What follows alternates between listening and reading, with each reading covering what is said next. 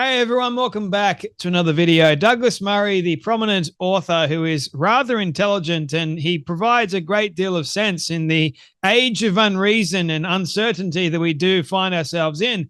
He's been right about a lot of the stuff that has been going on, especially over in the UK. He wrote a book, Strange Death of Europe. If you haven't read it, definitely read it, because a lot of the stuff that he speaks about in that book is coming to light. It's all coming true over in the UK. Keir Starmer and his UK at the moment, the mass immigration problem that you've got, and also the laws. If you say anything negative about the Islamic people in that country online, you can find yourself in jail.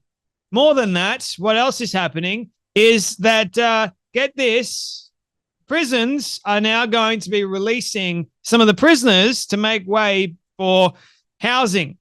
Believe it or not. So have a watch of this clip. I saw it on, I think it was a British news station, and we have to talk about it. And we have to also refer to Douglas Murray because he was right on many, many points.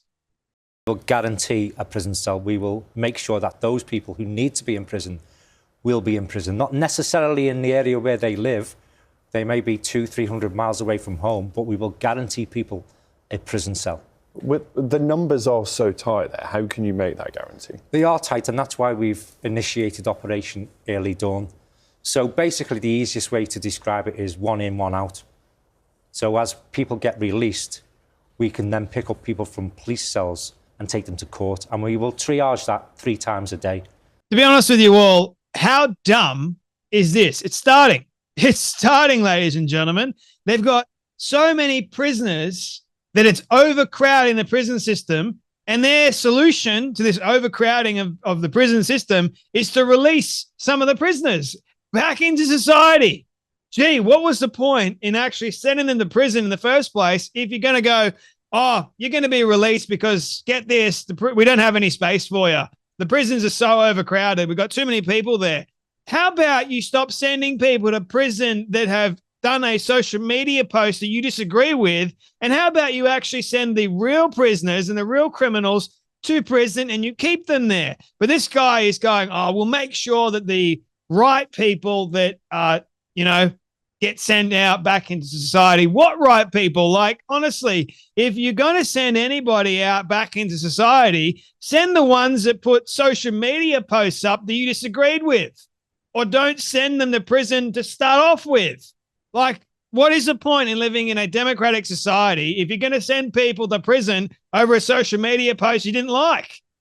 Or you're going to send them to prison, or you're going to charge them for praying outside an abortion clinic? For goodness sake, you're becoming like North Korea. You're becoming like a communist country. Keir Starmer's UK, ladies and gentlemen, mass immigration comes in. If you are a patriotic British person, you cannot say anything negative about the mass immigration that is coming in. You can't say anything negative about your sister or your wife or your kids being R-worded by these immigrants that are coming in that don't care 2 cents about the rules or the laws of that country. No, instead they want to actually bring in their own martial law. They want to have Sharia law on full display. And they've said it on many occasions. We want Sharia law to take over.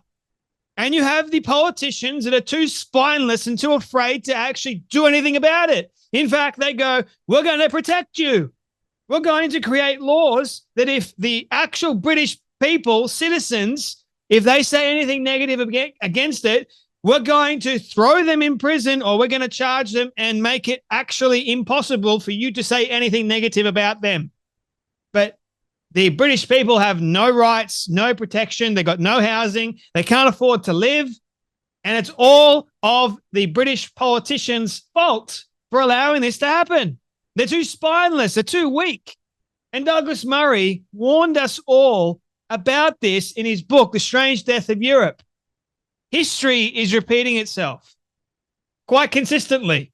And when you have patriots like Tommy Robinson, for example, that actually lead peaceful protests and warn the public about this madness is going on, and the UK riots and everything like that that took place after this Sudanese individual decided to kill several innocent kids, the riots were really concerning. The UK was literally on fire. And what do the politicians do? They want to blame the patriotic citizens.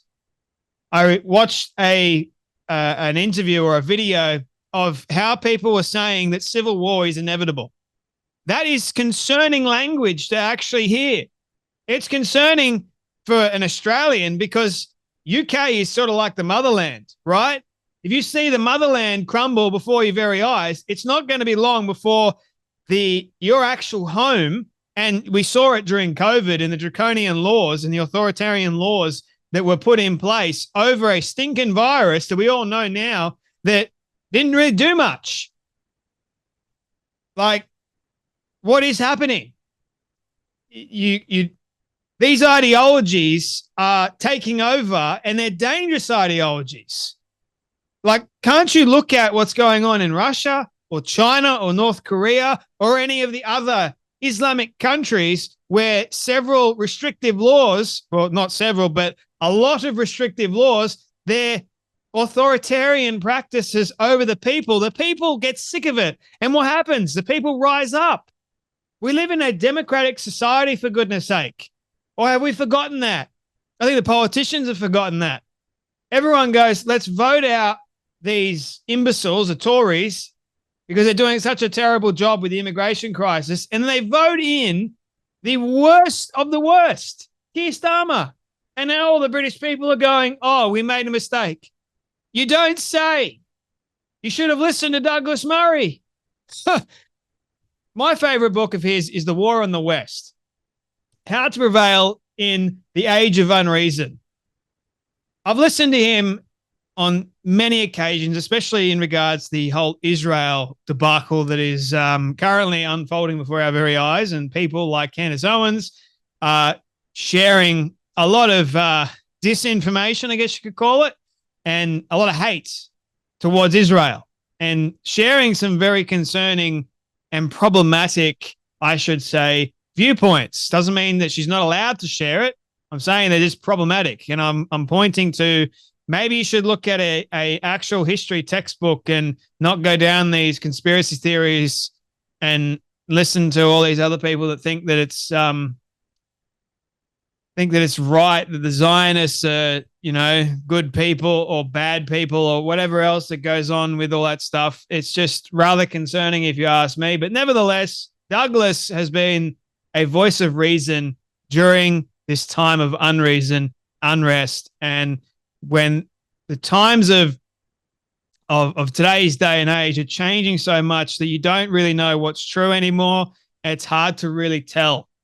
I enjoy listening to him so much because everything that he says, I happen to really agree with, except for his take on religion, like Christianity. I know he was brought up in a Christian environment, but him being an atheist of sorts and things like that, it's starting to change. The narrative is shifting. A lot of people are starting to notice now that you take Christianity out of society, usually society begins to tear itself apart rather quickly because you allow evil into the mix. Evil will rot. What was once good, evil comes in and tears everything apart, rots it from the inside out. You're starting to see that now. You got brain rot. A lot of people don't really know how to think properly anymore. And the ones that do know how to think properly, they're accused of not being able to think properly. I'm going, wow. I try for the most part to be a truth seeker. I look at what the Word of God says for the most part. And I look at what society is doing, and I try and observe that as best I possibly can. And I go, all right, what's right here? What's just? What's honest? What is true? And I look at what the Bible has to say, and then not with everything, obviously, but with the majority of things that I can obviously go back to the Bible to. And there's not much you can't really go back to the Bible to, but there's a lot of things that I've been noticing and witnessing, especially with speech and with ideologies. And I'm going, history is just starting to repeat itself ever so much that we're going to see the biggest war for our freedom, the biggest war on our freedoms, but the biggest war on being able to live in a peaceful society.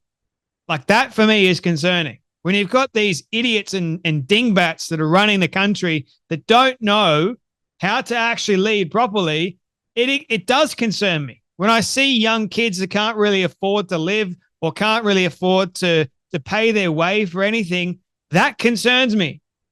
And so the only I guess, way out of this is to try and voice our concerns, try and voice our opinions in regards to this madness. Now, the reason why I made this video in the first place is to obviously be a voice and to say Douglas Murray is right and you need to listen to him more if you're not already. He was right about Tommy Robinson, or is right about Tommy. A lot of people are trying to censor Tommy Robinson. Why is that? When the elites try and censor the ones that actually are speaking the truth, like Tommy Robinson, that for me is rather concerning. I'm not for censorship at all. Okay? Aside from you inciting violence and you spreading hatred, you know, you're able to say it, doesn't mean you should say it. But the fact of the matter is, when you've got the likes of Tony Robinson, who's a peaceful person, that's actually sharing the truth and has lived and grown up and seen the decline. I've started to see the decline in my own country, for goodness sake. We're letting in people from Gaza, like Hamas supporters. And they're going, no worries, no concerns at all. Being a terrorist sympathizer isn't any reason to bring them into the country. All right, so bring in the terrorists, man. If that's what you want, that's what you're doing. We've already allowed 2,000 something in. 2,000 too many, if you ask me. But, hey, you're a hateful person for saying any of that because you want to protect your own country from the likes of evil. Look, I've got Jewish friends. I've got Palestinian friends. I have Christian Palestinian friends, and I've also got Muslim Palestinian friends. Beautiful people, not going to lie. They came here the right way. They're not terrorist sympathizers. I know that to be a fact. I don't know who the hell these people are coming straight from Gaza. I don't know who they are. But the vast majority over there happen to be terrorist sympathizers. Gee, Egypt won't let them in. What's going on? Their closest neighbors won't open up their borders and let them in, but yet Australia is opening up our borders to let them in. That for me is, I'm going, what the hell? Are you nuts? Are you mad? And you want to call the people that are calling for this to stop? They're the hateful people somehow. That doesn't make any sense to me. It really doesn't. So does that mean I'm against immigration? Does that mean I'm against different cultures coming in? No. I'm for legal immigration, 100%. I'm for people coming here the right way.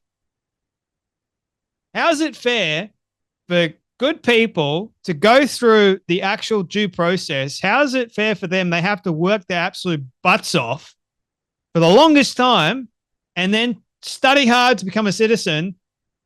Why is it unfair for them to do all that, but yet it's so easy for the illegals to come in and they get everything? They get the housing, they get the money, they get the education, they get everything. But the other ones that come in the right way, they have to work 10 times harder just to stay alive. That for me doesn't make any sense. That for me is concerning. So to close this off, I just want to say again, we've got a war at the moment going on for our freedom in the West. To be able to voice our concerns, we've got a war going on to be able to even share our viewpoints and to criticize. But if we're not careful, the West, democracy will fall. It already is. So we've got to voice our concerns. We, the people, we've got to unite and we've got to defeat this evil once and for all. Now, as a Christian, it doesn't really surprise me that much. It shocks me in some ways, but it doesn't really surprise me because God said it was going to happen. But it also gives me a great deal of hope and comfort and peace at the same time. But I do want to fight with my words. I do want to not give up, because for the sake of my future and hopefully my future kids one day. And I also want to fight and protect those that are still here. Those are just my thoughts on this matter. But Douglas Murray is right about many, many things.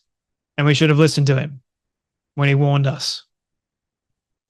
You guys take care. You be blessed. And I'll see you all in the next video.